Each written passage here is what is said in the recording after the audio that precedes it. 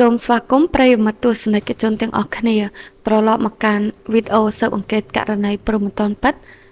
សារជាថ្មីម្ដងទៀតហើយហេតុការណ៍ដ៏រន្ធត់ដែលខ្ញុំលើកយកមកជម្រាបជូននៅក្នុងថ្ងៃនេះគឺជាសំណុំរឿងឃាតកម្មសម្លាប់រង្គាលដ៏ព្រឺព្រួចបំផុតមួយដែលបានកត់ត្រាទុកក្នុងប្រវត្តិសាស្ត្រច្បាប់នៃប្រទេសហ្វីជីគឺជាសោកនាដកម្មដែលបានកើតឡើងនៅលើនាវានេសាទ FV Tiro 2 កណ្ដាលមហាសមុទ្រប៉ាស៊ីហ្វិកដ៏ដាច់ស្រយាលនាពាក់កណ្ដាលឆ្នាំ2021រឿងរ៉ាវបានចាប់ផ្ដើមឡើងបន្ទាប់ពីនាវានេសាទខ្នាតយក្សទម្ងន់70តោនមួយគ្រឿងនេះបានបើកបរវង្វេងទិសដៅដោយសារតែព្យុះភ្លៀងនិងរលកបោកបក់ខ្លាំងស្របពេលដែលនាវិកចម្រុះសញ្ជាតិកំពុងតែបំពេញការងារសមាជិកក្មេងជាងគេបង្អស់នៅលើកប៉ាល់ស្រាប់តែផ្ទុះកំហឹង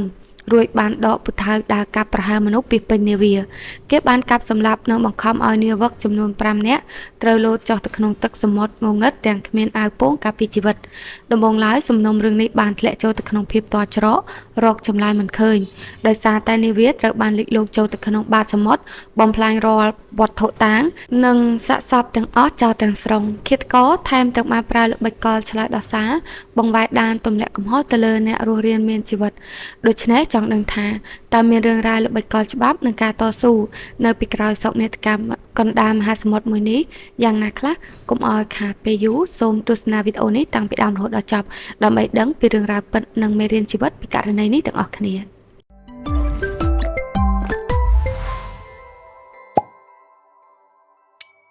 រឿងរ៉ាវថ្មីនេះបានចាប់ផ្ដើមកើតឡើងនៅលើនាវា FV Tiro 2 ដែលជានាវានេសាទខ្នាតយក្សរបស់ចិនមានទម្ងន់រហូតដល់70តោនដោយបើកប្រតិបត្តិការចេញពីទីក្រុងស៊ូវ៉ានៃប្រទេសហ្វីជីហើយជាទូទៅបណ្ដាទូកនេសាទទាំងឡាយដែលធ្វើសកម្មភាពនៅក្នុងដែនទឹកនៃមហាសមុទ្រប៉ាស៊ីហ្វិកខាងត្បូងតែងតែមានសភាពចង្អៀតណែនណាន់តាន់តាប់និងមានពលកម្មចម្រុះសញ្ជាតិរស់នៅជុំគ្នាដែលភាគច្រើនរួមមានប្រជាពលរដ្ឋក្នុងស្រុកព្រមទាំងកម្មករជនជាតិចិននិងជនជាតិឥណ្ឌូនេស៊ីពួកនេសាទទាំងនោះត្រូវចំណាយពេលរាប់សប្តាហ៍ឬរាប់ខែនៅលើកណ្ដាលសមុទ្រដាច់ស្រយាលហើយក្រុមកម្មករបរទេសនៅលើនាវាទាំងនោះតែងតែរងគ្រោះដោយសារអំពើរំលោភសិទ្ធិមនុស្សយ៉ាងធ្ងន់ធ្ងររួមមានការកេងប្រវ័ញ្ចកម្លាំងពលកម្មការកាត់ប្រាក់ឈ្នួលការបង្ខំឲ្យធ្វើការងារជាប់បំណុលម៉ោងធ្វើការដែលហួសប្រមាណអំពើហិង្សាលើរាងកាយព្រមទាំងករណីស្លាប់បាត់បង់ជីវិតដោយគ្មានមូលហេតុច្បាស់លាស់នៅលើសមុទ្រថែមទៀតផងទោះបីជាចំពោះនាវា FV Tiro 2 មិនដែលមានប្រវត្តិឬឯកសារផ្លូវការណាមួយកត់ត្រាពីអំពើរំលោភបំពានបែបនេះក្តីប៉ុន្តែនាវាដទៃទៀតគឺសុទ្ធតែធ្លាប់មានប្រវត្តិខ្មៅងងឹតទាំងនេះទាំងអស់រឿងរ៉ាវដ៏គួរឲ្យសង្ស័យបានចាប់ផ្ដើមកាត់ឡើងនៅថ្ងៃទី8 ខែឧសភាក្នុងឆ្នាំ2021នៅពេលដែលនាវា FV Tiro 2 បានបើកក្តោងចាក់ចេញពីកំពង់ផែ Miller Wharf ក្នុងទីក្រុងស៊ូវ៉ាប្រទេសហ្វីជីដើម្បីបំពេញបេសកកម្មនេសាទរយៈពេល14ថ្ងៃក្នុងបំណងស្វែងរកចាប់ត្រីធូណានិងការបង់សំណាញ់រកត្រីឆ្លាមនៅក្នុងដែនទឹកលូម៉ាវិធីនិងកាដាវូតែជោគវាសនាមិនអំណោយផលឡើយព្រោះតែការវាយប្រហារពីខ្យល់បក់បោកខ្លាំងនិងរលកសមុទ្រខ្លាំងជាងការរំពឹងទុកបានរុញច្រានឲ្យនាវាខ្នាតយក្សមួយនេះបើកបរវង្វេងធ្លាក់ចេញពីខ្សែផ្លូវកំណត់ទាំងស្រុងផ្ទុយទៅវិញនាវាបានអណ្ដែតវង្វេងចូលទៅក្នុងដែនទឹកយ៉ាសាវ៉ានៅឆ្នេរសមុទ្រភាគខាងលិចរបស់ប្រទេសហ្វីជីនៅលើនាវាសម្រាប់ការធ្វើដំណើរដ៏គ្រោះថ្នាក់នេះមានកម្មករជនជាតិឥណ្ឌូនេស៊ីចំនួន3នាក់រួមមានលោក Benjamin វ័យ40ឆ្នាំដែលបម្រើការងារជាប្រធាននាវិកនិងប្រធានវិស្វករប្រចាំកប៉ាល់គឺលោក Amy ដែលមានអាយុ40ឆ្នាំដូចគ្នាបន្ថែមពីលើនេះគឺមានជនជាតិឥណ្ឌូនេស៊ីទី3នៅលើនាវាគឺលោក Alfat ដែលទទួលបន្ទុកជាប្រធានកម្មករនិងជាចុងភៅប្រចាំកប៉ាល់ក្នុងចំណោមពួកគេលោក Benjamin គឺជាអ្នកមានបទពិសោធន៍ក្រាស់ក្រែលបំផុតដោយបានចំណាយពេល15ឆ្នាំចុងក្រោយធ្វើការនៅក្នុងប្រទេសហ្វីជីដែលក្នុងនោះមាន8ឆ្នាំជាប្រធានវិស្វករមុនពេលរូបលោកត្រូវបានដំឡើងឋានៈជាប្រធាននាវិកនិងជាមន្ត្រីគ្រប់គ្រងជាន់ខ្ពស់នៅលើកប៉ាល់ដោយឡែកសមាជិកនាវិកចំនួន5នាក់ដែលនៅសេសសល់សុទ្ធសឹងតែជាជនជាតិហ្វីជីក្នុងស្រុករួមមានលោកសាមូអេឡាជាបុគ្គលិកនាវាដែលមានកូនប្រុសតូចវ័យទើបតែ11ខែម្នាក់កំពុងទន្ទឹងរង់ចាំផ្លូវលោកត្រឡប់ទៅផ្ទះវិញលោកគីរីតាវ៉ាបៀបម្រើការជាបុគ្គលិកនាវាធម្មតាលោកមីធីអេលីវ័យ49ឆ្នាំទទួលបន្ទុកជាអ្នកបើកបរទូកលោក ខាមីអេលីវ័យ47ឆ្នាំជាអ្នកបើកបរទូកម្នាក់ទៀតដែលមានបទពិសោធន៍ជើងទឹកខ្ពស់ដោយបានធ្វើការនៅលើនាវានេសាទទាំងក្នុងប្រទេសហ្វីជីនិងដែនកោះស៊ុំលមុនតាំងពីលោកមានអាយុទើបតែ16ឆ្នាំម្ល៉េះនិងចុងក្រោយសមាជិកដែលមានវ័យក្មេងជាងគេបង្អស់នៅលើកប៉ាល់គឺអ្នកបើកបរនាវាឈ្មោះថាទេវីតាវ័យ26ឆ្នាំចំពោះទេវីតានេះជាលើកទី1បង្អស់ក្នុងជីវិតរបស់គេដែលបានចូលមកធ្វើការនៅលើនាវានេសាទខ្នាតធំដោយការងារនេះទទួលបានតាមរយៈបងប្អូនជីដូនមួយរបស់គេដែលជាអ្នករត់ការនៅក្នុងឧស្សាហកម្មជើងទឹកស្រាប់មុនពេលទទួលបានការងារនេះខ្សែជីវិតរបស់គេជួបភាពរកាំរកូសខ្លាំងណាស់ដោយគេបានប្រឡងធ្លាក់ចំនួន6ដងបន្ទាប់ពីចាក់ចេញពីសាលារៀនរួចក៏បានបង្ខំចិត្តធ្វើជាកសិករនិងធ្វើការងារស៊ីឈ្នួលតូចតាចជាច្រើនកន្លែងក្នុងរយៈពេលខ្លីៗដើម្បីរកលុយមកចិញ្ចឹមភរិយានិងកូនតូចៗចំនួន3នាក់នៅក្នុងបន្ទុកអ្វីដែលជាតម្រុយដ៏គួរឲ្យព្រួយបារម្ភនិងជាស្រមោលខ្មៅងងឹតប្រចាំខ្លួនរបស់គេគឺគេធ្លាប់មានប្រវត្តិរូបខិលខូចដោយធ្លាប់រងការផ្ដន់ទាទោសពីបទបង្កហិង្សាវាយប្រហារលើរាងកាយអ្នកដទៃចំនួន2លើករួចមកហើយនៅក្នុងកំឡុងឆ្នាំ2020និងឆ្នាំ2021ប្រវត្តិរូបនៃការប្រើប្រាស់អំពើហិង្សារបស់ទេវីតាបូករួមនឹងសម្ពាធការងារនិងការវង្វេងទិសដៅរបស់កប៉ាល់នៅកណ្ដាលមហាសមុទ្រដាច់ស្រយាលបានคล้ายទៅជាការដុតកម្ដៅដែលត្រៀមនឹងផ្ទុះឡើងជាសោកនាដកម្មនៅលើនាវា FV Thero 2នៅថ្ងៃទី17ខែឧសភាឆ្នាំ2021បន្ទាប់ពីនាវា FV Thero 2បានបើកបរវង្វេងនៅលើផ្ទៃសមុទ្រអស់រយៈពេលប្រហែល9ថ្ងៃនៅក្នុងកំឡុងពេលនោះក្រុមនាវិកកំពុងតែបំពេញការងារយ៉ាងមមាញឹកក្នុងការអូសខ្សែពួននេសាទខ្នាតវែងនៅផ្នែកខាងក្រោយកប៉ាល់ដើម្បីទាញត្រីធូណាឡើងមកលើនាវាភ្លាមនោះទេវីតា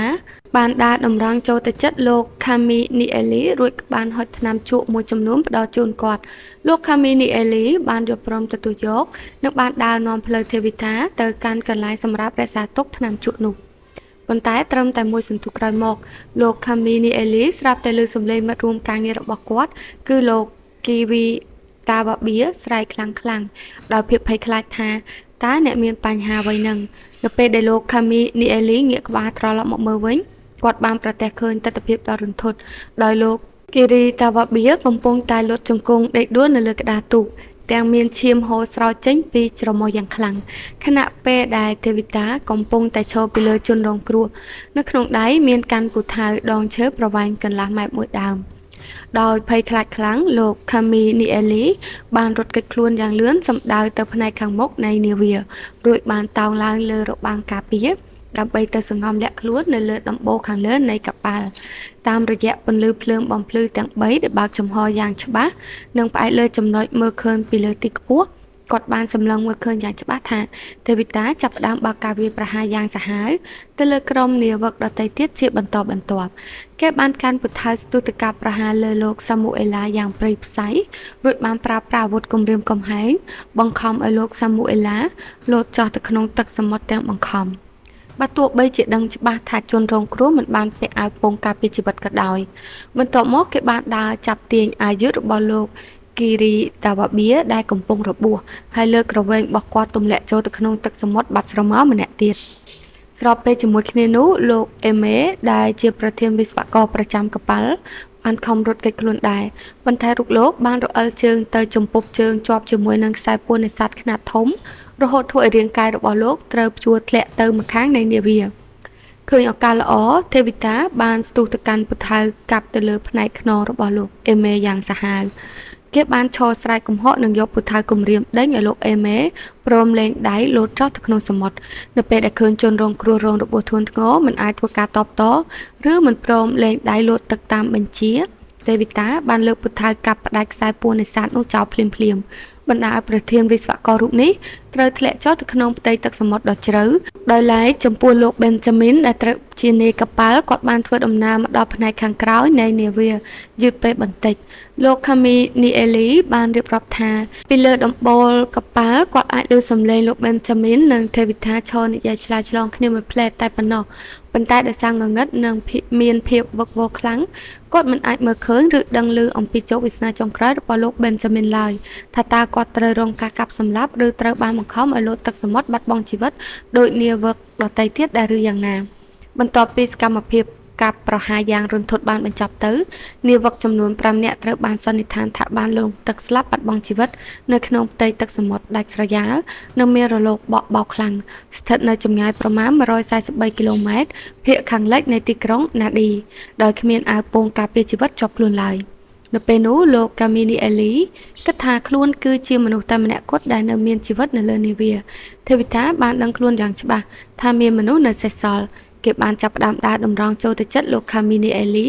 ដោយនៅក្នុងដៃមានកាន់កាំបិតចុងស្រួចប្រវែង30សង់ទីម៉ែត្រដល់ទៅ2កាំបិតដោយក្តីភ័យខ្លាចលោកកាមីនីអេលីបានរត់គេចខ្លួនចូលទៅក្នុងបន្ទប់មួយដើម្បីពួនសង្ងំហើយពេលដែលទេវតាព្យាយាមកោះទ្វារសម្រុកចូលលោកកាមីនីអេលីបាននិយាយបញ្ឆោតទៅកាន់គេថារងចាំនៅទីនោះសិនចុះបន្តិចទៀតគាត់នឹងដើរចេញទៅរកទេវតាដោយខ្លួនឯងភ្លាមនោះគាត់បានឮសំឡេងដានជើងរបស់ទេវតាដើរចាក់ចេញទៅវិញគាត់បានឆ្លៀតឱកាសនោះរត់យ៉ាងលឿនសម្ដៅទៅកាន់បន្ទប់ម៉ាស៊ីនរួចចុចកន្លឹះទ្វារចាក់សោកខ្លួនឯងពីខាងក្នុងយ៉ាងណែននឹងបានចូលទៅលាក់ខ្លួននៅក្រោមគ្រែគេងរបស់នាយកប៉ាល់ទោះបីជាទេវតាធ្លាប់ស្រែកគំរាមថានឹងត្រឡប់មកវិញតែគេមិនដែលមកឡើយដោយសារតែមិនដឹងពីស្ថានភាពខាងក្រៅលោកខាមីនីអេលីបានបង្ខំចិត្តលាក់ខ្លួនសង្ងំនៅក្នុងបន្ទប់ម៉ាស៊ីនដ៏ចង្អៀតនោះអស់រយៈពេល2ថ្ងៃពេញដោយរូបលោកត្រូវតស៊ូរស់រានមានជីវិតតាមរយៈការផឹកទឹកតែមួយដបតូចដែលនៅសេសសល់នឹងត្រូវបង្ខំចិត្តបត់ជើងតូចនៅក្នុងកន្លែងចង្អៀតនោះដដែលក្រៅពីការស្រេកឃ្លានលោកត្រូវប្រឈមមុខនឹងការធ្លាក់ខ្លួនគ្រុនក្តៅយ៉ាងខ្លាំងដោយសារតែកម្ដៅម៉ាស៊ីននិងប្រព័ន្ធម៉ាស៊ីនត្រជាក់តូចមួយនៅក្នុងបន្ទប់នោះមិនមានសមត្ថភាពបញ្ចេញខ្យល់ត្រជាក់បានគ្រប់គ្រាន់ឡើយអ្វីដែលលោកខាមីនីអេលីមិននឹកស្មានដល់នោះគឺតាមពិតទៅនៅលើកប៉ាល់នៅមានអ្នករស់រានមានជីវិតម្នាក់ទៀតគឺលោកមីទីអេលី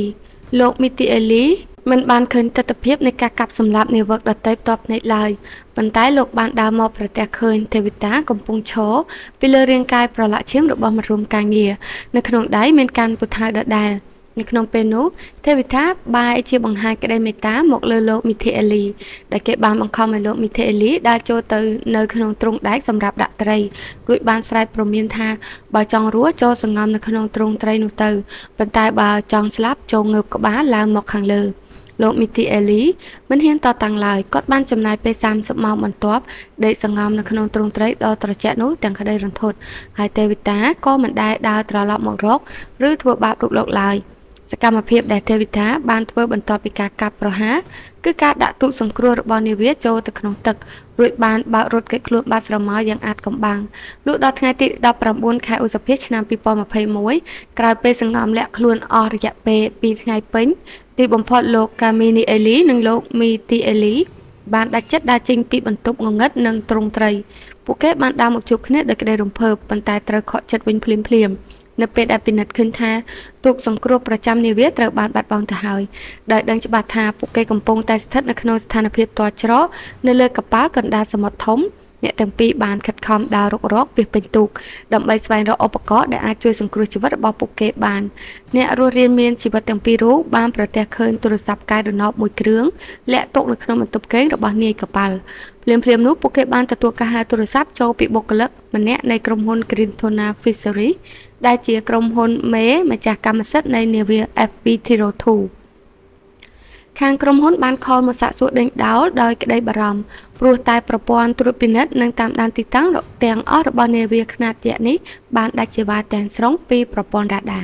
បន្ទាប់ពីបានស្ដាប់ការរៀបរាប់ពីរឿងរ៉ាវដ៏រន្ធត់រួចមកតំណាងក្រុមហ៊ុនបានប្រញាប់ប្រញាល់តាក់ទងផ្ដល់ព័ត៌មានអាសន្នទៅកាន់កងទ័ពជើងទឹកហ្វីជីជាបន្ទាន់ស្របពេលជាមួយគ្នានោះលោកខាមីនីអេលីក៏បានប្រើប្រាស់ប្រព័ន្ធវិទ្យុតាក់ទងរបស់នាវាបើកការផ្សាយសញ្ញាអាសន្នរហូតអាចភ្ជាប់ទំនាក់ទំនងជាមួយយន្តហោះល្បាតមួយគ្រឿងមកពីប្រទេសណ័រវេសនិងនាវានេសាទមួយគ្រឿងទៀតឈ្មោះថា FV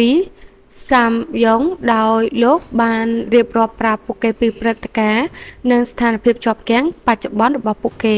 ក្នុងយុទ្ធនាការស្វែងរកនិងសង្គ្រោះអន្តរជាតិបានចាប់ផ្ដើមបើកប្រតិបត្តិការភ្លាមដោយកងទ័ពជើងទឹកហ្វីជីបានបញ្ជូននាវាចម្បាំងល្បាត OFNS Kikau ឲ្យបើកដោងចាក់ចេញពីកំពង់ផែទីក្រុងស៊ូវ៉ាសម្ដៅទៅកាន់កូអដូណេដែលបានរាយការណ៍ស្របពេលដដែលនោះយន្តហោះយោធាប្រភេទ Lockheed P3 Orion មួយគ្រឿងមកពីកងទ័ពអាកាសណ័រវេសក៏ត្រូវបានបញ្ជូនឲ្យហោះហើរយ៉ាងប្រញាប់មករកភូមិសាស្ត្រកើតហេតុ ដើម្បីចូលរួមជួយក្នុងប្រតិបត្តិការរុករកពីលើអាកាសផងដែរដោយសារតែទីតាំងរបស់នាវា FV02 ត្រូវបានកំណត់យ៉ាងច្បាស់លាស់នៅលើផែនទីហើយស្ថានភាពសុខភាពរបស់អ្នករស់រានមានជីវិតទាំងពីរនាក់ហាក់បីដូចជាស្ថិតក្នុងសភាពល្អប្រសើរធម្មតាគួបផ្សំនឹងការវាយតម្លៃថា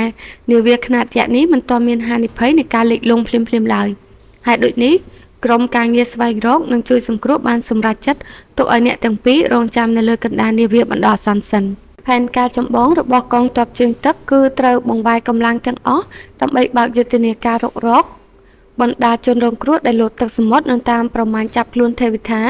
ដែលពេលនេះត្រូវបានច្បាប់កំណត់អត្តសញ្ញាណថាជាឃាតកររត់គេចខ្លួនឲ្យខានតែបានការសម្រេចចិត្តប្រញាប់តាមប្រមាញ់នេះគឺធ្វើឡើងដោយសារតែស្ថានភាពអាកាសធាតុនៅលើផ្ទៃសមុទ្រទោះបីជាមានសភាពស្ងប់ស្ងាត់បន្តិចមែនប៉ុន្តែតាមការព្យាករណ៍វាអាចនឹងប្រែប្រួលទៅជាអាក្រក់និងមានព្យុះបោកបក់ខ្លាំងសារជាថ្មីក្នុងពេលឆាប់ៗខាងមុខដែលអាចធ្វើឲ្យឃាតកររត់រួចខ្លួនឬប៉ុស្តិ៍តែនត្រូវរលាយបាត់បង់នៅថ្ងៃទី20ខែឧសភាឆ្នាំ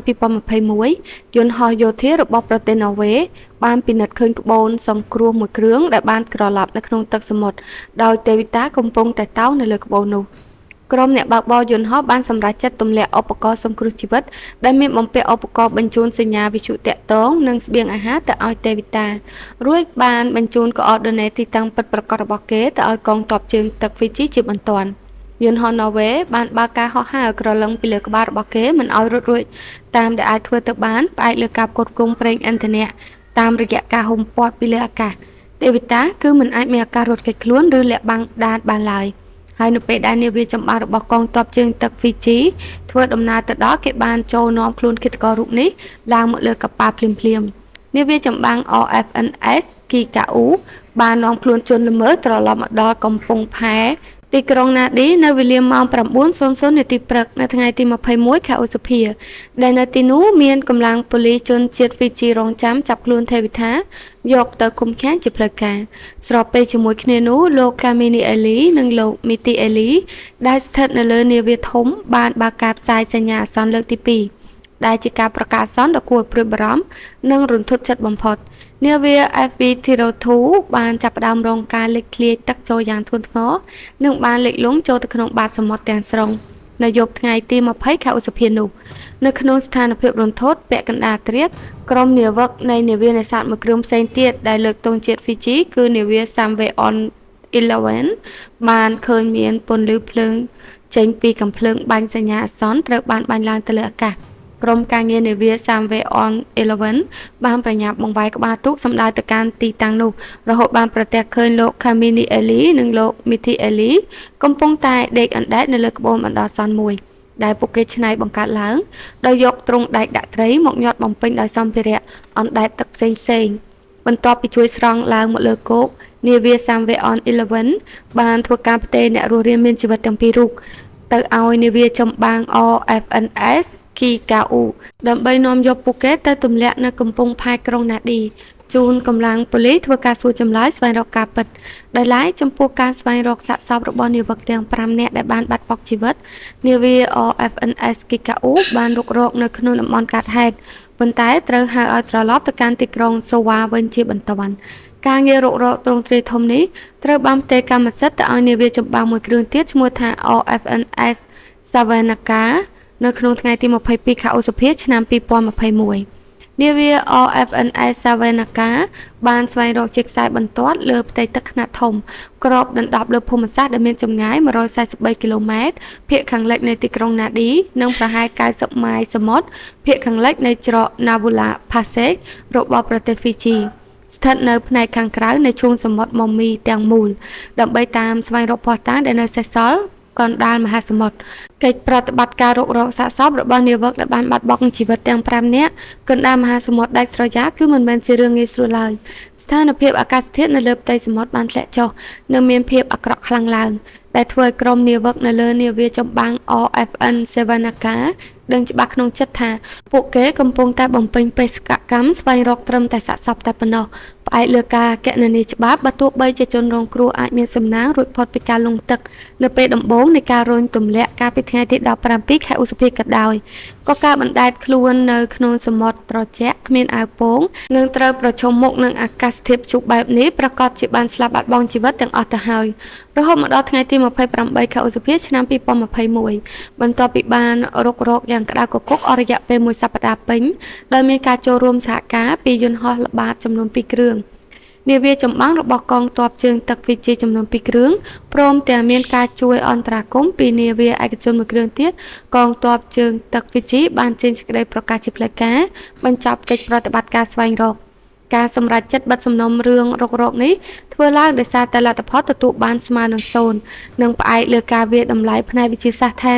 មានលទ្ធភាពស្ទើរតែ 0% ទៅហើយក្នុងការស្វែងរកឃើញសាកសពណាមួយអណ្តែតត្រឡប់មកវិញយ៉ាងណាមិញពួកគេបានចេញសេចក្តីជូនដំណឹងអាសន្នទៅកាន់បណ្ដានាវានេសាទនិងកប៉ាល់ដឹកទំនិញដទៃទៀតដែលធ្វើដំណើរឆ្លងកាត់ភូមិសាស្ត្រនោះឲ្យជួយពិនិត្យមើលនិងប្រញាប់រាយការណ៍ជាបន្ទាន់ប្រសិនបើប្រទះឃើញសាកសពអណ្តែតទឹកប៉ុន្តែគឺជារឿងគួរឲ្យសោកស្ដាយគឺគ្មានរបាយការណ៍ណាមួយត្រូវបានបញ្ជូនមកកាន់សមត្ថកិច្ចឡើយអ្វីបើទេវិថាត្រូវរងការឃាត់ខ្លួនភ្លាមនៅកំពង់ផែក៏រូបគេមិនទាន់អាចរងការចោទប្រកាន់ជាផ្លូវការពីបទឃាតកម្មបានដែរមូលហេតុចម្បងគឺនៅពេលដែលនាវា FV Thiro2 បានលិចលង់ចូលទៅក្នុងបាតសមុទ្រទាំងស្រុងវាមានន័យថាស្ថាប័នប៉ូលីសបានបាត់បង់កន្លែងកើតហេតុទាំងស្រុងនិងបាត់បង់រាល់វត្ថុតាងចងភ្ជាប់ទោសទាំងអស់រួមមានអាវុធឃាតកម្មពូថៅនិងកាំបិតព្រមទាំងគ្មានសាកសពជនរងគ្រោះមកបង្ហាញដើម្បីបញ្ជាក់ការរៀបរាប់របស់អ្នករស់រានមានជីវិតឡើយក្រុមអ្នកច្បាប់បានវាយតម្លៃថាទោះបីជាសមត្ថកិច្ចអាចស្វែងរកទីតាំងកប៉ាល់លិចហើយចាត់មន្ត្រីមុជទឹកឲ្យចូលទៅក្នុងបាតសមុទ្រជ្រៅក្តីក៏រាល់ភស្តុតាងវិទ្យាសាស្ត្រសំខាន់ដូចជាធាតុ DNA ឬស្នាមរាមដៃរបស់ឃាតករនៅលើឧបករណ៍សុទ្ធតែត្រូវបានរលាយបាត់បង់និងបំផ្លាញចោលដោយសារសម្ពាធទឹកនិងលក្ខខណ្ឌគីមីនៅបាតសមុទ្រអស់ទៅហើយកត្តានេះបានរុញច្រានឲ្យកម្លាំងប៉ូលីសស៊ើបអង្កេតមានភស្តុតាងតែមួយគត់នៅក្នុងដៃគឺសក្ខីកម្មសាក់សីរស់របស់លោកកាមីនីអេលីនិងលោកមីទីអេលីតែប៉ុណ្ណោះប៉ុន្តែនៅក្នុងច្បាប់ការពារខ្លួនប្រព័ន្ធសក្ខីកម្មនេះបានជួបប្រទះនឹងចំណុចខ្សោយនិងបញ្ហាប្រឈមជាច្រើនដោយសារតែលោកមីទីអេលីបានឡើងសារភាពដោយបើកចំហត្រង់ថារូបលោកពិតជាមិនបានឃើញទស្សនវិជ្ជានៃការកាប់សម្លាប់ឬរុញនាវិកណាម្នាក់ធ្លាក់ទឹកសមុទ្រដោយផ្ទាល់ភ្នែករបស់លោកឡើយភាពមិនប្រក្រតីនិងភាពខុសប្លែកគ្នានៃខ្សែសាច់រឿងរវាងសាក្សីទាំងពីររូបនេះឯងដែលបានក្លាយជាចំណុចខ្សោយដ៏ធំមួយនិងបង្កើតជាមន្ទិលសង្ស័យសមហេតុផលដែលក្រុមកម្ពុជាមេធាវីការពារក្តីរបស់ទេវិតាត្រៀមនឹងយកមកប្រើប្រាស់ដើម្បីវាយបកនិងរំដោះឃាតករឲ្យរួចខ្លួនពីសម្ដែងច្បាប់នៅក្នុងដំណើរការស៊ើបអង្កេតយ៉ាងស៊ីជម្រៅក្រុមអ្នកច្បាប់និងសមត្ថកិច្ចបានរកឃើញចំណុចមិនប្រក្រតីនិងមន្ទិលសង្ស័យជាច្រើនជុំវិញខ្សែសាច់រឿងរបស់អ្នករស់រានមានជីវិត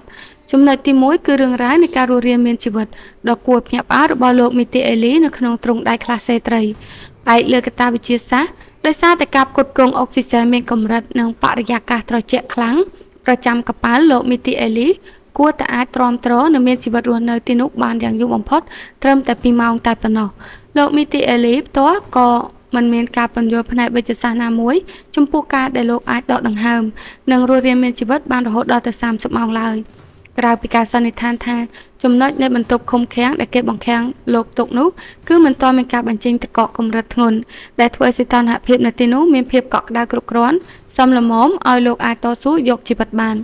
បន្ថែមលើនេះសកម្មភាពនៃការរត់គេចខ្លួនរបស់ទេវិតាក៏បានចោទជាសំណួរដ៏ធំមួយផងដែរតាមបច្ចេកទេសជើងទឹកក្បូនសង្គ្រោះប្រចាំនាវាគឺជាឧបករណ៍ដែលមានទម្ងន់ធ្ងន់ខ្លាំងដែលជាទូទៅត្រូវការពលកម្មបរិសុទ្ធខ្លាំងៗដល់ទៅ4នាក់ទើបអាចលើកសែងផ្ទុកចេញ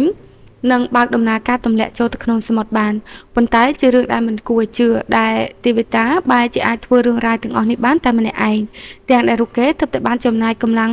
យ៉ាងហត់នឿយក្នុងការរត់ដេញតាមកាប់មនុស្សរហូតដល់ទៅ5នាក់ពាសពេញនាវា FV Thiro2 ម្យ៉ាងវិញទៀតក្រុមអ្នកជំនាញជើងទឹកបានបង្ហាញការសង្ស័យយ៉ាងខ្លាំងចំពោះមូលហេតុនៃការលិចលង់របស់នាវា FV Thiro2 ពួកគេបាននិយាយដោយបើកចំហថា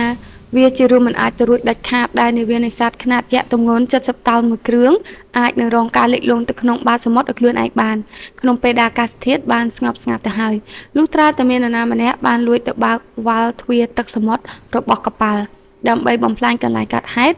និងកំទេចរាល់ភស្តុតាងទាំងអស់ ប្រឈមមុខនឹងភ័ស្តុតាងនឹងការចោទប្រកាន់ដូច្នេះតើឃាតករទេវតាមានពាក្យដោះសារអ្វីខ្លះដើម្បីការពារខ្លួននៅក្នុងបន្ទប់សួរចម្លើយឃាតករបានប្រឌិតសាច់រឿងថ្មីទាំងស្រុងដើម្បីលាបពណ៌និងបង្វែរដានទម្លាក់កំហុសទៅលើអ្នករស់រានមានជីវិតទាំងពីររូបវិញដោយទេវតាបានឆ្លើយដោះសារថាហេតុការណ៍ទាំងអស់គឺផ្ដើមចេញពីលោកគិរីតាវ៉ាបៀនិងលោកមេទីអេលីដែលបានឆ្លោះប្រកែកគ្នាយ៉ាងខ្លាំង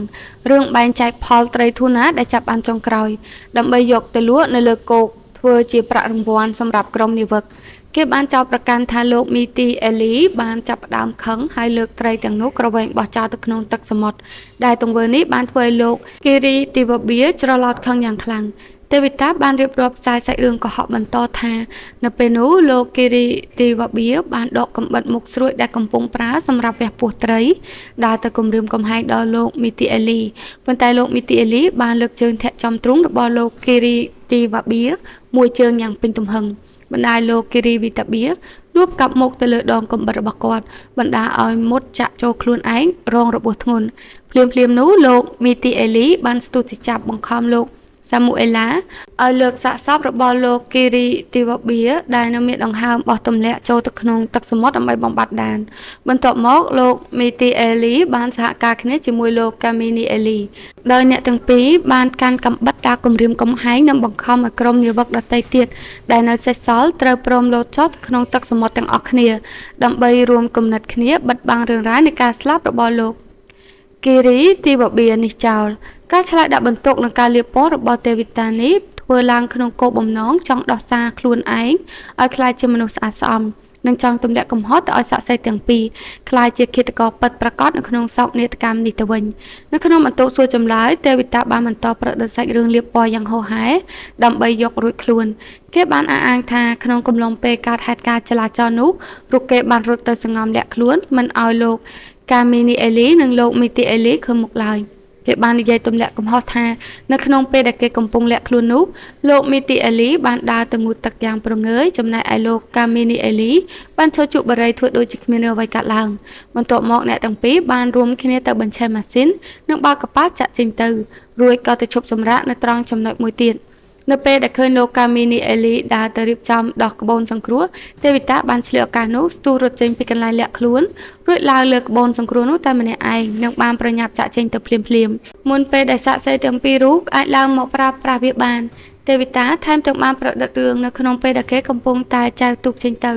ដោយគាត់បានលើកបរិះទាំងពីរនាក់នោះស្រែកកំហុសដាក់គាត់ពីលើកប៉ាល់មកវិញថាពួកគេនឹងរួមគំនិតគ្នាទម្លាក់កំហុសនិងប្តឹងចោទប្រកាន់រូបគេថាជាឃាតករសម្លាប់រង្គាលនៅក្នុងរឿងនេះ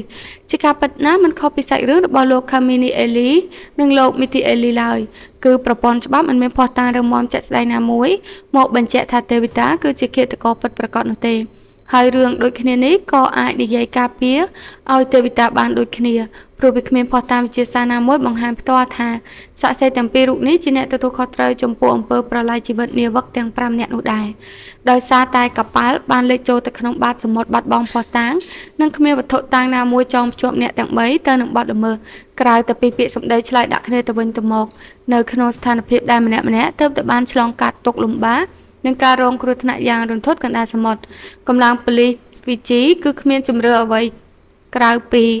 ការបង្ខំចិត្តប្រកាសដល់លែងទេវតាឲ្យមានសេរីភាពបញ្ជាបណ្ដោះអាសន្នទោះបីជានៅក្នុងចិត្តក្រុមអ្នកស៊ើបអង្កេតគ្រប់រូបដឹងច្បាស់និងប្រកាសថាមានល្បិចកលនិងអំពើឃាតកម្មលាក់បាំងនៅពីក្រោយការស្លាប់និងការបាត់ខ្លួនរបស់ក្រុមនាវិកទាំងនោះក្តីក៏សំណុំរឿងមួយនេះត្រូវរងការកកស្ទះនិងស្ថិតនៅក្នុងភាពងងឹតរកចម្លើយមិនឃើញអស់រយៈពេល7ឆ្នាំពេញប៉ុន្តែតាមរយៈការឈានជើងចូលមកជ្រៀតជ្រែកពីអ៊ីវ៉ាមៀដែលត្រូវជាកម្ពុជាអ្នកយកព័ត៌មានស៊ើបដ៏ល្បីល្បាញប្រចាំស្ថាប័នសារព័ត៌មាន Fiji Sun គឺជាអ្នកកាសែតជើងចាស់ដែលធ្លាប់បានចុះផ្សាយអត្ថបទស៊ើបអង្កេតលាតត្រដាងរឿងអាស្រូវព្រហ្មទណ្ឌនិងអំពើពុករលួយជាប្រព័ន្ធរបស់មន្ត្រីរដ្ឋាភិបាលជាច្រើនករណីរួចមកហើយនាងបានចំណាយពេលតាមដានសំណុំរឿងនាវា FV Thero 2នេះយ៉ាងសកម្មនិងស្វិតស្វាញបំផុត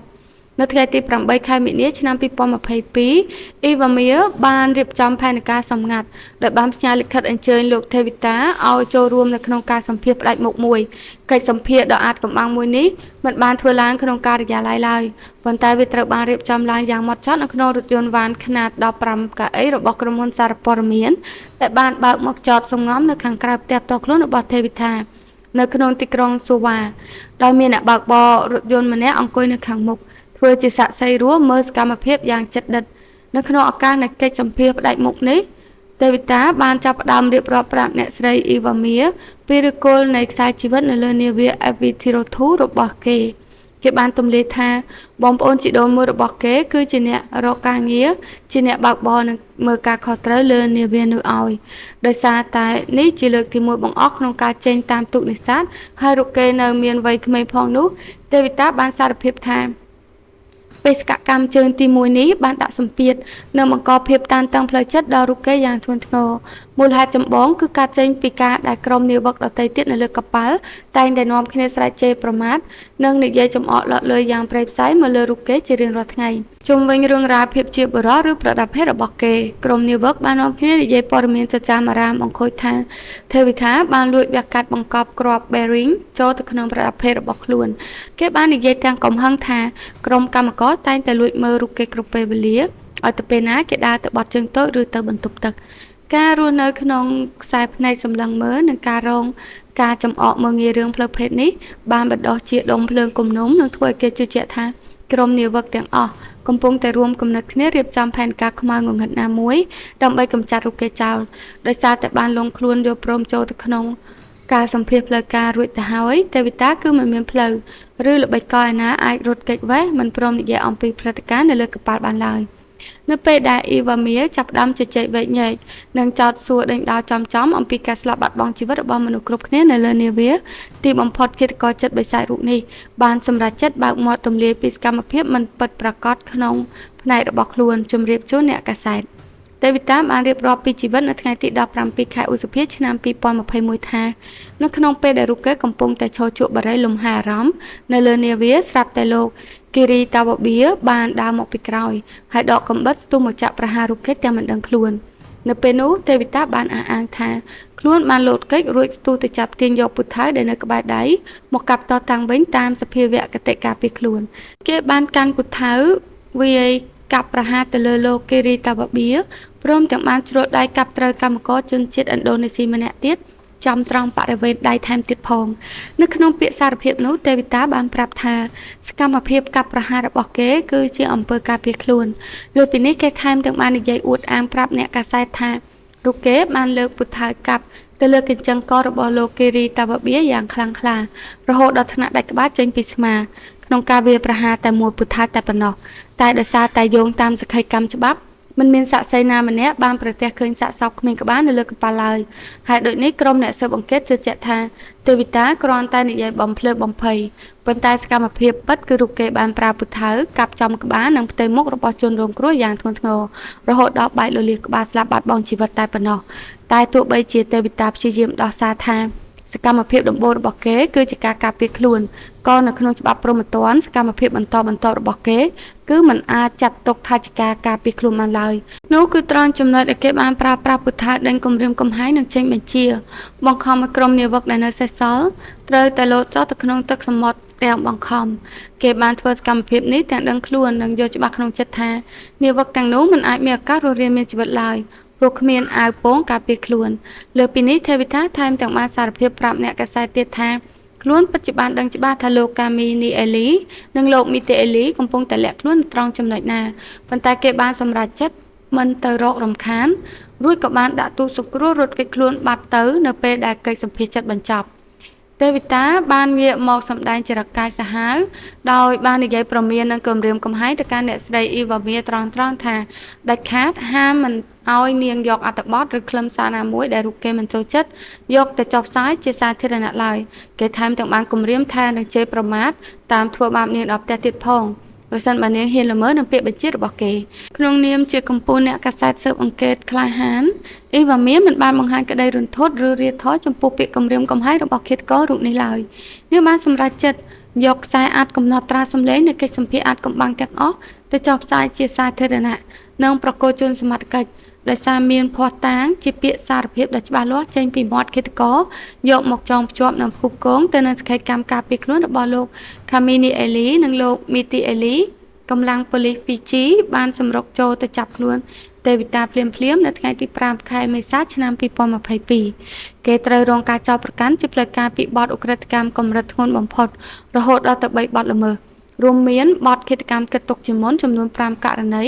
ចំពោះនាវិក5នាក់ដែលបានបាត់ខ្លួនលង់ទឹកបទប៉ុនប៉ងឃាតកម្មចំនួន1ករណីទាក់ទិននឹងការដេញកាប់និងបង្ខាំងលោក Khamenei Ali បទគំរាមកំហែងព្រហ្មទណ្ឌកម្រិតធ្ងន់ចំនួន1ករណីទាក់ទិននឹងការគំរាមសម្លាប់លោក Mehdi Ali រហូតដល់ខែមិថុនាឆ្នាំ2022ពេលដែលទេវីតាត្រូវបានសមត្ថកិច្ចរុញចូលទៅក្នុងបន្ទប់តុលាការដើម្បីទទួលការចោទប្រកាន់ជាផ្លូវការឃាតកររូបនេះនៅតែរក្សាជំហររឹងរូសដែលខាតឆ្លើយបដិសេធនិងអះអាងថាខ្លួនគ្មានទោសអ្វីឡើយនៅក្នុងដំណើរការសវនាការដ៏តានតឹងឪពុកបង្ការរបស់ទេវីតាបានឡើងមកដល់សក្ខីកម្មការពារកូនប្រុសដោយបានបញ្ជាក់ប្រាប់ចៅក្រមថាកូនប្រុសរបស់លោកមិនដែលធ្លាប់មានប្រវត្តិការជំងឺផ្លូវចិត្តឬវិកលចរិតអ្វីឡើយហើយគេមានស្មារតីល្អដឹងខុសត្រូវធម្មតានៅពេលធ្វើសកម្មភាពស្របពេលជាមួយគ្នានោះទស្សនវិជ្ជានៅខាងក្រៅសាលសវនាការបែរជាមានភាពវឹកវរនិងផ្ទុះចំនួនយ៉ាងខ្លាំងរហូតដល់ថ្នាក់កម្លាំងសន្តិសុខនិងប៉ូលីសត្រូវសម្រុកចូលទៅឃាត់ខ្លួននិងអូសនាំប្អូនស្រីបង្ការរបស់ទេវីតាចេញពីបរិវេណអគារតុលាការជាបន្ទាន់បន្ទាប់ពីរូបនាងបានបង្កចំនួនពាក្យសម្ដីជេរប្រមាថនិងបំរុងស្ទុះទៅវាយតប់គ្នាជាមួយស្ត្រីម្នាក់ដែលត្រូវជាម្ដាយបង្ការរបស់នាវិករងគ្រោះម្នាក់ដែលបានលង់ទឹកស្លាប់បាត់បង់ជីវិតការតស៊ូផ្លូវច្បាប់កាន់តែមានភាពស្មុគស្មាញដោយនៅក្នុងខែកក្កដាឆ្នាំ2022ទេវីតាបានសម្រេចចិត្តបណ្ដេញក្រុមមេធាវីការពារក្តីចាស់របស់ខ្លួនចោលទាំងអស់ការផ្លាស់ប្ដូរនេះបានធ្វើឲ្យសំណុំរឿងត្រូវរងការអូសបន្លាយពេលយ៉ាងយូររហូតដល់ខែកុម្ភៈឆ្នាំ2023ទើបតុលាការអាចរៀបចំចាត់តាំងក្រុមមេធាវីការពារក្តីថ្មីជូនគេបានជាផ្លូវការភ្លាមនៅពេលដែលឡើងកាន់កាប់សំណុំរឿងក្រុមកម្ពុជាមេធាវីថ្មីរបស់ទេវីតាបានបើកការវាយប្រហារយ៉ាងចាស់ដៃទៅលើភាពជឿជាក់នៃការថតសម្លេងសារភាពក្នុងឡានវ៉ែនព្រមទាំងបានជជែកវែកញែកផ្ដួលរំលំភស្តុតាងដ៏ទន់ខ្សោយនិងមានកម្រិតដែលភាគីខាងព្រះរាជអាជ្ញាមាននៅក្នុងដៃនៅក្នុងនោះចំណុចចម្រូងចម្រាសនិងអាចកំបាំងបំផុតនៅក្នុងប្រព័ន្ធតុលាការគឺការដោះស្រាយជុំវិញវត្ថុតាងឧបករណ៍ចាប់សញ្ញាផ្កាយរណបនិងប្រអប់ខ្មៅដែលក្រុមសង្គ្រោះប្រមូលបានពីបំណាច់កំទេចកំទីដែលនៅសេសសល់នៃនាវា FV Tirop 2ជំនួសឲ្យការយកឧបករណ៍ដ៏មានតម្លៃទាំងនោះទៅប្រគល់ជូនមេធាវីការពារក្តីដើម្បីធ្វើការពិនិត្យវិភាគតម្រុយដោះបន្ទុកភាគីខាងព្រះរាជអាជ្ញាបែរជាបានលួចលាក់ដាក់ពាក្យស្នើសុំទៅកាន់ចៅក្រមក្នុងបំណងសុំប្រគល់ប្រអប់ខ្មៅនិងឧបករណ៍ទាំងនោះទៅឲ្យក្រុមហ៊ុននេសាទ Green Tuna Fishery វិញដើម្បីលុបទិន្នន័យចាស់ចោលនិងយកវាទៅដំឡើងប្រើប្រាស់នៅលើនាវាថ្មីមួយផ្សេងទៀតទៅវិញឃើញល្បិចកលមិនប្រក្រតីក្រុមមេធាវីការពារក្តីបានក្រោកឈរឡើងតវ៉ាយ៉ាងខ្លាំងក្លាហើយជាលទ្ធផលតុលាការបានសម្រេចចិត្តគាំទ្រអំណះរបស់ខាងមេធាវីការពារក្តីនិងបានប្រកាសបដិសេធចោលទាំងស្រុងនៅញត្តិរបស់អัยការដែលចង់ប្រគល់វត្ថុតាងផ្ដាច់ដាននោះទៅឲ្យក្រុមហ៊ុនវិញបន្ទាប់ពីឆ្លងកាត់ភាពរអាក់រអួលជាច្រើនលើកសវនាការផ្លូវការបានចាប់ផ្ដើមបើកឡានជាផ្លូវការនៅថ្ងៃទី14ខែមករាឆ្នាំ2025នៅចំពោះមុខតុលាការជាន់ខ្ពស់ទីក្រុងសូវ៉ាក្រុមសាក្សីដំបងគេបង្អស់ដែលត្រូវឡើងមកដល់សក្ខីកម្មនៅចំពោះមុខចៅក្រមគឺលោក Khamenei Ali និងលោក Mehdi Ali ដោយអ្នកទាំងពីរបានរួមគ្នារៀបរាប់ពីខ្សែសាច់រឿងដោយបេះបិទទៅនៅអ្វីដែលពួកគេធ្លាប់បានប្រាប់ប៉ូលីសកាលពីមុនភ្លាមនោះក្រុមមេធាវីការពារក្តីបានប្រើប្រាស់យុទ្ធសាស្ត្រវាយបកដោយបានចង្អុលបង្ហាញពីចំណុចខុសប្រក្រតីមួយចំនួនថាតាមច្បាប់វិទ្យាសាស្ត្រលោក Mehdi Ali ពិតជាត្រូវតែស្លាប់បាត់បង់ជីវិតនៅក្នុងទ្រង់ដែកខ្លះសេត្រីបាត់ទៅហើយនិងបានបង្កើតមន្ទិលសង្ស័យថាមនុស្សទុនជ្រាយដូចជាទេវីតាមិនអាចមានកម្លាំងឯណាទៅលើករុញក្បូនសង្គ្រោះដ៏ធ្ងន់ទម្លាក់ទឹកសមុទ្រដោយម្នាក់ឯងបានឡើយក្នុងបំណងចង់ឲ្យតុលាការយល់ថាសក្ខីកម្មរបស់សាក្សីទាំងពីរគ្រាន់តែជាការបង្កើតរឿងលាបពណ៌បន្ទុកដ៏ធ្ងន់ធ្ងរបំផុតរបស់ភាគីខាងព្រះរាជអាជ្ញានៅក្នុងសាលសវនាការគឺការស្វែងរកអំណាងមកបញ្ជាក់ជាផ្លូវការថាក្រុមនាវិកទាំង5ដែលបានបាត់ខ្លួននោះគឺពិតជាបានស្លាប់បាត់បង់ជីវិតទៅហើយដើម្បីច្រានចោលនៅល្បិចការពារខ្លួនរបស់មេធាវីដែលចង់កុហកថាជនរងគ្រោះទាំងនោះប្រហែលជាមិនទាន់ស្លាប់ទេតែអាចនឹងត្រូវបាននាវាណាមួយផ្សេងទៀតជួយស្រង់ឡើងគោករួចពួកគេក៏នាំគ្នារត់ទៅឯបរទេសក្រៅពីការយកខ្សែអាត់ពាក្យសារភាពនៅក្នុងឡានវ៉ែនរបស់ទេវីតាមកធ្វើជាអាវុធដាក់បន្ទុក ភស្តុតាងដំបូងបង្អស់ដែលព្រះរាជអាជ្ញាបានលើកយកមកជជែកដេញដោលដើម្បីគាំទ្រទ្រឹស្ដីនៃការស្លាប់របស់ជនរងគ្រោះគឺការផ្អែកលើតថភាពជាក់ស្ដែងនិងស្ថានភាពភូមិសាស្ត្រពួកគេបានបញ្ជាក់យ៉ាងម៉ឺងម៉ាត់ថានៅក្នុងស្ថានភាពផ្ទៃសមុទ្រមានរលកបក់បោកខ្លាំងនិងមានសីតុណ្ហភាពត្រជាក់ស្រេបកណ្ដាលមហាសមុទ្រការដែលមនុស្សម្នាក់ត្រូវគេវាយរងរបួសរួចរុញទម្លាក់ចូលទៅក្នុងទឹកតែមិនបានពាក់អាវពោងការពារជីវិតជាប់នឹងខ្លួនឡើយនោះវាគឺជារឿងមិនអាចទៅរួចដាច់ខាតក្នុងការដែលពួកគេអាចរក្សាអាយុជីវិតនិងអណ្ដែតខ្លួនរស់រានមានជីវិតក្នុងរយៈពេលវែងបានឡើយដែលនេះជាភស្តុតាងមិនអាចប្រកែកបានថានាវិកទាំង5នាក់ពិតជាបានលង់ទឹកដាច់ខ្យល់ស្លាប់បាត់បង់ជីវិតទៅហើយដើម្បីពង្រឹងទ្រឹស្ដីនៃការស្លាប់របស់ក្រុមនាវិកដែលបានបាត់ខ្លួនភាគីឯកការបានដាក់បង្ហាញភស្តុតាងរដ្ឋបាលបន្ថែមមួយទៀតពីលោកអ្នកគ្រប់គ្រងទូទៅនៃក្រុមហ៊ុន Green Tuna Fisheries លោកអ្នកគ្រប់គ្រងបានឡើងផ្ដល់សក្ខីកម្មថារហូតមកដល់ពេលនេះក្រុមហ៊ុននៅតែបន្តផ្ញើប្រាក់ឈ្នួលនិងប្រាក់ខែជាប្រចាំដល់ក្រុមគ្រួសាររបស់លោក Benjamin លោក Eme និងលោក Alfat នៅឯប្រទេសឥណ្ឌូនេស៊ីដដែលពីព្រោះចាប់តាំងពីថ្ងៃកើតហេតុនោះមកពួកគេទាំង3នាក់មិនដែលបានធ្វើដំណើរត្រឡប់ទៅដល់ស្រុកកំណើតវិញឡើយតំណាងអัยការបានប្រើប្រាស់ចំណុចនេះដើម្បីបញ្ជាក់ថាប្រសិនបើពួកគេនៅមានជីវិតរស់នៅឯបរទេសមែននោះពួកគេពិតជាត្រូវតែតាក់ទងមកដកលុយឬត្រឡប់ទៅរកប្រពន្ធកូនជាមិនខានដូច្នេះការបាត់ដំណឹងសូនឈើមានន័យថាពួកគេបានស្លាប់បាត់បង់ជីវិតពិតប្រាកដមែនដោយសារតែជនជាប់ចោទទេវីតាបានប្រើប្រាស់សិទ្ធិស្របច្បាប់របស់ខ្លួនក្នុងការរក្សាភាពស្ងៀមស្ងាត់រហូតមកមិនព្រមឡើងនិយាយស្ដីអ្វីហេតុដូចនេះភារកិច្ចចម្បងគឺត្រូវធ្លាក់ទៅលើក្រុមកម្ពុជាមេធាវីការពារក្តីរបស់គេក្នុងការវាយប្រហារទៅលើភាពជឿជាក់របស់សាក្សីទាំងពីររូបដោយពួកគេបានខិតខំស្វែងរករាល់ចំណុចខុសប្លែកគ្នានិងភាពមិនស៊ីសង្វាក់គ្នារវាងការរៀបរាប់របស់លោក Kamini Eli និងលោក Miti Eliក្រុមកម្ពុជាមេធាវីការពារក្តីបានចាប់យកតម្រុយរឿងលួយកាក់ដែលប៉ូលីសរកឃើញនៅក្នុងថ្ងៃជួយសង្គ្រោះសមត្ថកិច្ចបានរកឃើញសាច់ប្រាក់ចំនួន$500នៅលើខ្លួនរបស់លោក Miti Eli និងចំនួន$50ទៀតនៅលើខ្លួនរបស់ Kamini Eli មេធាវីបានលើកឡើងនៅទ្រឹស្ដីគួរភ្ញាក់ផ្អើលមួយដែលចាប់ប្រកាន់ថាទឹកប្រាក់ទាំងនោះអាចមានការជាប់ពាក់ព័ន្ធទៅនឹងរឿងរ៉ាវចំនួនផលប្រយោជន៍រវាងអ្នកទាំងពីរជុំវិញការបែងចែកលុយកាក់ដែលបានមកពីការលួចលក់ត្រីឆ្លាមនិងផលត្រីធូណាមេធាវីបាននិយាយថារឿងរ៉ាវលុយកាក់និងគំនុំបែងចែកផលប្រយោជន៍មិនស្មើគ្នានេះឯងទើបជាមូលហេតុពិតប្រាកដនៃអំពើឃាតកម្មសម្លាប់រង្គាលនៅលើកប៉ាល់មិនត្រឹមតែប៉ុណ្ណោះក្រុមមេធាវីបានប្រើល្បិចកលចុងក្រោយដែលបានចាប់ប្រកាន់ចំថាលោក Kamini Eli និងលោក Miti Eli គឺជាអ្នករួមគំនិតគ្នាបើកទ្វារទឹកសមុទ្រដើម្បីពន្លិចនាវា FV Thiro2 ចោលដោយចេតនាគោលបំណងនៃការពន្លិចកប៉ាល់នេះគឺដើម្បីបំផ្លាញកន្លែងកាត់ហេតុនិងកំទេចរាល់ភស្តុតាងទាំងអស់មុនពេលដែលកម្លាំងសង្គ្រោះធ្វើដំណើរទៅដល់នៅក្នុងខ្សែភ្នែករបស់ក្រុមមេធាវីការពារក្តីសាក្សីរស់ទាំងពីររូបនេះហើយគឺជាឃាតករពិតប្រាកដហេតុដូចនេះពួកគេបានប្រើប្រាស់សវនាការនេះដើម្បីដាក់សម្ពាធនិងទាមទារឲ្យតុលាការត្រូវតែបដូរមកចោទប្រកាន់ទៅលើលោក Kamini Eli និងលោក Miti Eli វិញផ្អែកលើអ្វីដែលពួកគេហៅថាជាភស្តុតាងដ៏លើសលប់ជាការពិតណាស់នៅក្នុងបន្ទប់សវនាការសាក្សីរស់ទាំងពីររូបបានឡើងឆ្លើយបដិសេធរាល់ការលៀបពណ៌និងចោទប្រកាន់ទាំងនេះតែនៅក្នុងការដេញដោលលោក Kamini Eli បានបង្ខំចិត្តទទួលស្គាល់ការពិតមួយចំណុចថាការពីមុនកើតហេតុលោក Emi ប្រធានវិស្វករដែលបានស្លាប់ពិតជាធ្លាប់បានឆ្លោះប្រកែកគ្នាយ៉ាងខ្លាំងនៅក្នុងស្ថានភាពស្រវឹងស្រាជាមួយលោក Miti Eli ពិតប្រាកដមែនជុំវិញរឿងរ៉ាវទំនាស់ផលប្រយោជន៍នៃត្រីឆ្លាមដើម្បីបង្ហាញពីភាពស្អាតស្អំនិងបញ្ជាក់ពីកម្រិតនៃភាពតក់ស្លុតផ្លូវចិត្តរបស់ខ្លួនលោក Kamini Eli បានរៀបរាប់ទាំងទឹកភ្នែកទៅកាន់ចៅក្រមថាអំពើឃាតកម្មដែលបង្កឡើងនៅកណ្ដាលសមុទ្រនាពេលនោះបានដុតបំផ្លាញផ្លូវចិត្តរបស់លោកឲ្យធ្លាក់ចូលទៅក្នុងវិបត្តិភ័យខ្លាចជាទម្ងន់រហូតដល់ថ្នាក់លោកមានអាការៈតក់ស្លុតមិនហ៊ានដើរចេញទៅខាងក្រៅផ្ទះជួបជុំមនុស្សម្នាឡើយដែលជាហេតុធ្វើឲ្យលោកត្រូវធ្លាក់ខ្លួនអត់ការងារធ្វើនិងបាត់បង់មុខរបរទាំងស្រុងចាប់តាំងពីឆ្នាំ2021មកម្លេះនៅក្នុងការដេញដោលវាបកចុងក្រោយក្រុមមេធាវីការពារក្តី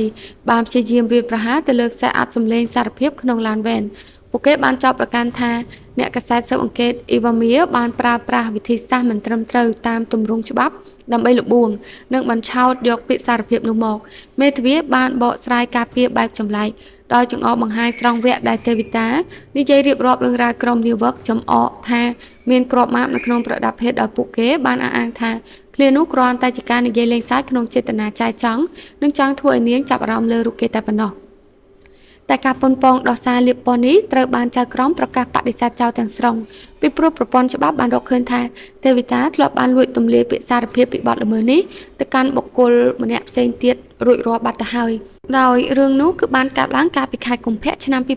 2022នៅក្នុងកំឡុងពេលដែលទេវតាកំពុងតែលេងកីឡាបាល់ឱបជាមួយមិត្តភក្តិម្នាក់នៅក្នុងឱកាសនោះមិត្តភក្តិរបស់គេបានសាកសួរអំពីព្រឹត្តិការណ៍ដែលបានកើតឡើងនៅលើនាវានេសាទលោកទេវតាត្រូវបានរាយការណ៍ថាបានឆ្លើយសារភាពប្រាប់មិត្តភក្តិរូបនោះចំថារូបគេពិតជាអ្នកត្រូវទទួលខុសត្រូវចំពោះការស្លាប់និងការបាត់ខ្លួនរបស់នាវិកទាំងអស់នោះពិតប្រាកដមែនគេបានលើកហេតុផលប្រាប់មិត្តភក្តិថាខ្លួនមានអារម្មណ៍ភ័យខ្លាចទើបដាច់ចិត្តធ្វើសកម្មភាពមុនដើម្បីការពារខ្លួនមុនពេលដែលក្រុមនាវិកដទៃទៀតបើកការវាយប្រហារមកលើរូបគេទោះបីជាការនោះមេធាវីការពារក្តីមិនបានយកចិត្តទុកដាក់នឹងតម្រុយនេះព្រោះគេថាទេវតាគ្រាន់តែនិយាយកុហកអួតអាងប៉ុន្តែសក្ខីកម្មពីតារាងបាល់ឱបនោះបានក្លាយជាភ័ស្តុតាងដាក់បន្ទុកដ៏រឹងមាំបំផ្លាញល្បិចកលតវ៉ារបស់គេទាំងស្រុងទីបញ្ចប់នៃយុទ្ធធម៌បានឈានមកដល់ជាផ្លូវការនៅថ្ងៃទី11ខែកក្កដាឆ្នាំ2025ចៅក្រមនៃតុលាការជាន់ខ្ពស់ស៊ូវ៉ា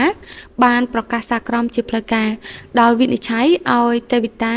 មានទោសកំហុសកម្រិតធ្ងន់ធ្ងរបំផុតពីបទប្រព្រឹត្តអំពើឃាតកម្មគិតទុកជាមុនចំនួន5ករណីទៅលើជនរងគ្រោះរួមមានលោក Benjamin Samuel លោក Emma និងលោក Alfred ព្រមទាំងលោក Kiri Tawabia